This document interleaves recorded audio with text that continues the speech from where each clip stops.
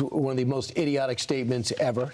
And he said, because kids are afraid to leave their house. Kids are afraid to leave their house because of people like him and people overstating what ICE is doing, not targeting 8-year-old children. They're targeting illegal immigrants.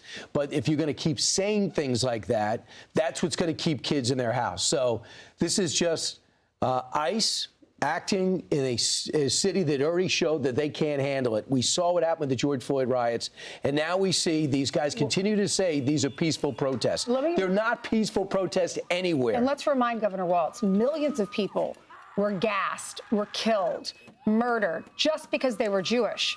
What's happening here, it's a sanctuary city, and ICE is trying to arrest people that have really bad criminal records, and they're here illegally. So Anne Frank was not in her home illegally. She was just targeted because of her religion. Yeah. There's a difference. Yeah, and look, you know, whether it's Governor Walz or Mayor Frey, clearly they have repeatedly escalated that rhetoric, and that's why people like Deputy Attorney General Todd Blanche, who we interviewed in the last hour, believes that not only have those officials, politicians, filled a powder keg, they lit the fuse for the chaos that created there. But I asked Blanche in the last hour whether or not the rhetoric coming out of DHS, as Bill Maloogian reports the frustrations at DHS, really goes too far when it comes to domestic terrorism on the actions of Alex Preddy. Here's how that went.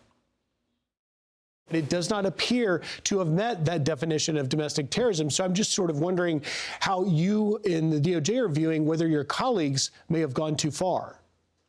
Look, I don't think anybody thinks that they were comparing what happened on Saturday to the legal definition of domestic terrorism. What we saw was a very violent altercation, and I am not going to prejudge the facts. You're right. There's a bunch of video that's out there. To the extent there's body cam or other videos that witnesses are still providing to us. So I'm not describing it as anything except for a tragedy. But I do not think it is fair.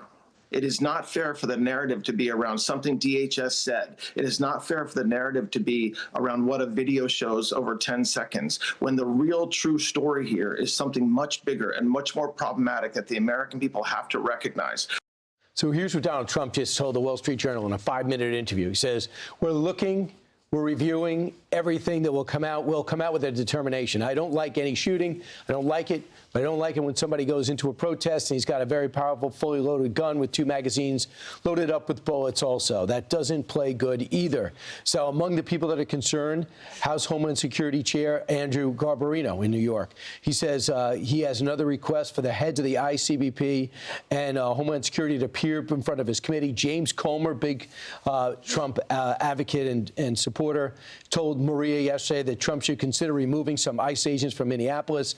I would love to see Tom Homan just be asked to go in there and settle things down. He understands the president's objective. He could come in with a fresh set of eyes. For some reason, he's been sidelined of late. And I think we could use somebody to come in there and settle everything down from the Trump perspective. Donald Trump only spent 5 minutes with the Wall Street Journal, and he answered a lot of questions. That's that soundbite that you just read. And also, when he was asked, he kind of signaled that he might withdraw ICE eventually from Minnesota. He said, at some point, we will leave.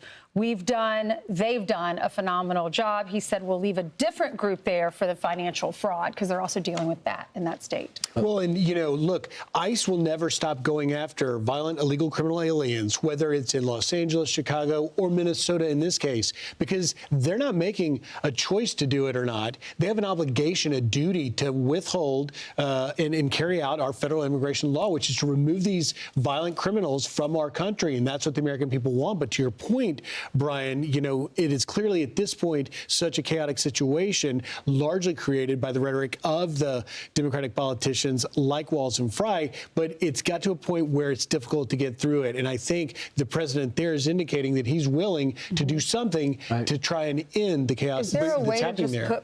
Brian, is there a way to put ICE, like, let them stay in their hotel rooms and say, okay, let's go get the guy who's 30 minutes away in his house, and then they grab him, and then they arrest him if he's a bad guy. And then they say, all right, the next group, let's go back and regroup, then let's go, because that way they wouldn't have a following and the protesters knowing where they are. Well, these guys got sophisticated. See, there's a big story on Fox News Digital. I encourage everyone to look at it. Astra Noem wrote it. Signal. They set up a Signal chat where they were able to stay. They penetrated into the communications that ICE has and DHS, and they're able to follow them just about everywhere around. But the question is, are they going after? They picked up, they say, I think 1,000 over the last 6 weeks. Are there a few more they could pick up and get them out? I know they're looking at a lot of illegal immigrant criminals.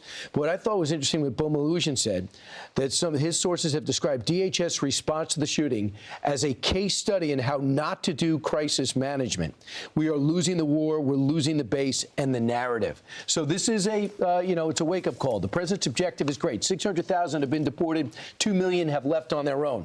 But you don't want to, if the objective fine and no longer people are focusing on the 9 million that Joe Biden left in, they're looking at what's happening in Minneapolis and the 2 people that are dead. And that's not what the president wants, nor does the president want anybody dead just because they're protesting in the street. Want even more Fox News on YouTube? Become a Fox News Patriot today. Click join to find out how.